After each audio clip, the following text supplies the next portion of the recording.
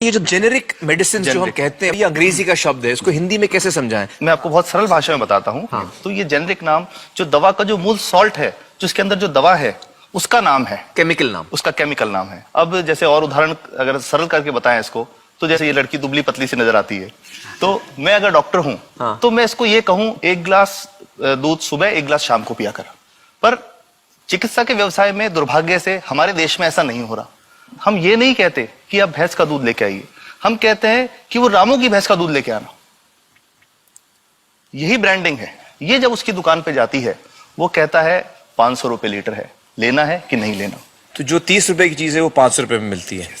तो अगर मैं डायबिटीज की दवा ले रहा हूं और अगर मैं ब्रांडेड दवा लेता हूं तो मुझे कितने की पड़ेगी? जैसे एक 117 रुपए में भी है, 117 रुपए में मिलती है। अब और अगर वही चीज हम उसके जेनेरिक मेडिसिन के नाम से लें तो वो कितने की बनती है? वो मात्र 1 रुपए 95 पैसे में 10 गोली मिलती है।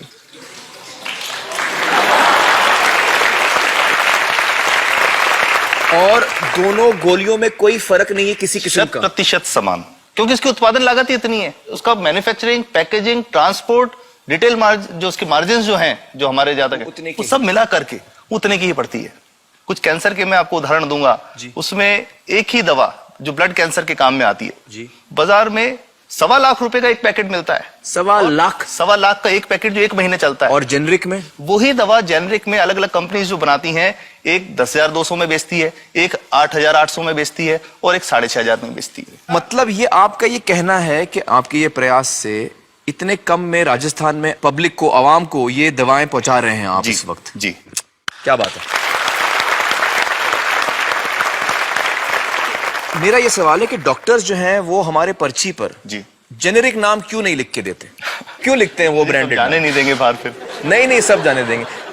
जब एक नया मेडिकल प्रैक्टिशनर जब प्रैक्टिस शुरू करता है, तो उसके पास जो कंपनी के जो मेडिकल रिप्रेजेंटेटिव्स होते हैं, सेल्स बढ़ाने का उनका काम होता है, मार्केटिंग प्रिंसिपल के हिसाब से सेल्स एजेंट होते हैं बेसिकली। फिर वो कहते हैं साहब आप हमारी जो दवा है यही लिखना, ये बहुत बेहतर दवा है, इससे मरीज ठीक होगा। और उनको डॉक्टर्स को लिखने के लिए उनको प्रेशराइज किया जाता है, उनको टेम्प्ट किया जाता है।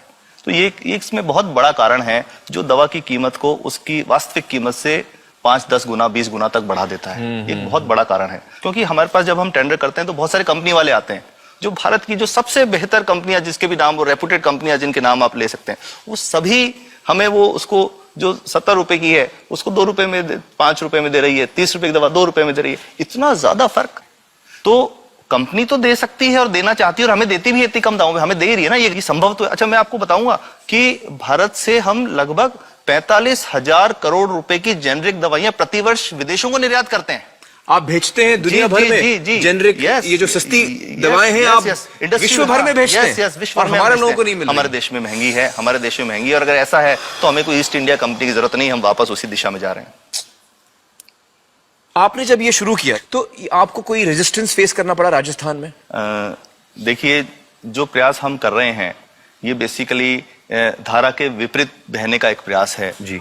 काफी थ्रेट्स भी हैं, क्योंकि इसमें माफियाज भी हैं, ड्रग माफियाज जो ऑपरेट करते हैं।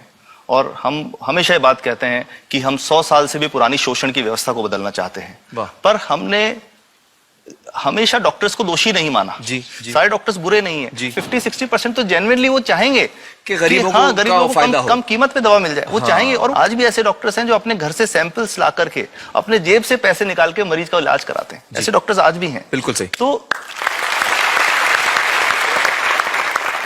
मैं इनको एक उदाहरण भी बताता हूँ कि कैसे हमारे जो काम वाली थी, उसका बच्चा था छोटा।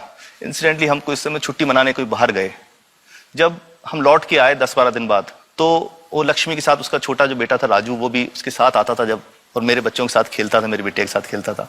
तो वो लक्ष्मी अकेली आई, राजू नहीं आया। तो हमने पूछा कि क्या हुआ, तो उसने जो बात बताई कि साहब वो उसको, आप गए थे, उल्टी दस्त हो गया था। उल्टी दस्त की बीमारी के लिए वो जब दवा लेने गई तो केमिस्ट ने उसको कहा कि इसके तो 400 रुपये लगेंगे। तो उसने कहा साहब मैंने खूब मांगा, मेरे पास 400 रुपये मुझे नहीं थे, और मेरा बच्चा रात को ही उसको दस्त आते रहे, वो खत्म हो गया। और मैं आपको ये कहना चाहता हूं कि वो जो दवा लिखी थी कि वास्तव कीमत 1.5-2 रुपए ही है, तो वो बच्चे की जान बच सकती थी। 65 वर्ष के बाद भी अगर कोई बच्चा उल्टी दस्त से मर जाए तो मैं नहीं समझता इससे शर्मनाक बात कोई हम लोगों के लिए हो सकती है। और सबसे बड़ी बात कि इसे आसानी से बदला जा सकता है। हमें सबको एक समन्वित, एक संगठित प्रयास करने की जरूरत है। ये तो कुछ भी नहीं है, कोई नई फैक्ट्री खोलनी नहीं, कोई नई दवा नहीं बनानी, ये सब जो गलत चल रहा है इसको रोकना ही तो है। तो दोस्तों, डॉक्टर समित की बातों से हमें यह पता चला है कि दवाइयों का जो कॉस्ट होता है, जो उनको बनाने का खर्च होता है, वो बहुत ही कम होता है और हमें इन कम दामों में ये दवाइयां मिल सकती हैं अगर हमारी राज्य सरकार जेनेरिक मेडिसिन की दुकानें खोले, जैसे राजस्थान सरकार ने किया है और जिसके लिए हम उन्हें सलाम करते हैं। एक बात और, अगर आप एक एनजीओ हैं और आप जेनेरिक मेडिसिन की दुकान खोलना चाहते हैं तो department of chemicals and fertilizers आपको 50,000 रुपए की ग्रांट भी देता है। डॉक्टर समित, आपने बहुत ही बेहतरीन काम किया है और इस बहुत ही अहम मुद्दे पर रोशनी डालकर हमारी आंखें खोल दी हैं और हमारी दुआ यह है कि जो काम आपने राजस्थान में शुरू किया है वो हर राज्य में फैले, देश के कोने कोने में फैले। बहुत बहुत शुक्रिया हमारे साथ बातचीत करने का doctor Samit. Thank you so much.